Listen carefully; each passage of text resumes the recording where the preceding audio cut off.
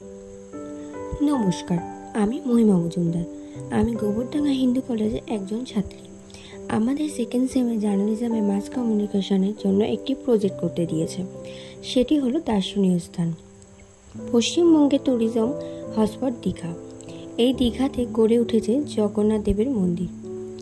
জগন্নাথ দেবের মন্দির বলতে বাঙালির কাছে মনে পড়ে উড়িষ্যার রাজ্যের পুরী, যেটা দীঘার মতন বাঙালিদের আরেকটা ছুটি কাটানোর জায়গা, যেখানে রয়েছে জগন্নাথ ধাম।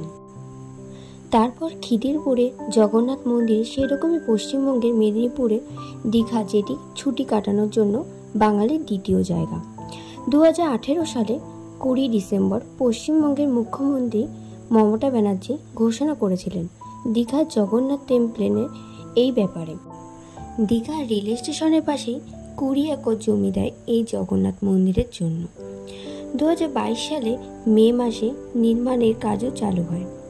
প্রায় 250 কোটি টাকা বরাদ্দ হয়েছে এই মন্দির নির্মাণের জন্য, এবং 30 এপ্রিল 2025 সালে অক্ষয় তৃতীয়ার দিন এই মন্দিরটি উদ্বোধন হয়।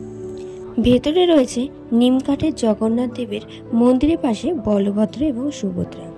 বেলে পাথর দিয়ে এই স্থাপত্যটি তৈরি হলেও এই মন্দিরটি দেখতে পুরো পুরীর মন্দিরের মতো হলেও পুরীর জগন্নাথ মন্দির ধামের কাছে কোনো জগন্নাথ মন্দিরের সাথে তুলনা করা যায় না। এই ছিল আমাদের দার্শনিক স্থান দীঘার জগন্নাথ মন্দির। আজ তাহলে এখানেই শেষ করছি। কোনো ভুল ত্রুটি থেকে থাকলে আমাকে মাফ করবেন। পুরো ভিডিওটা দেখার জন্য আপনাদেরকে অনেক অনেক ধন্যবাদ।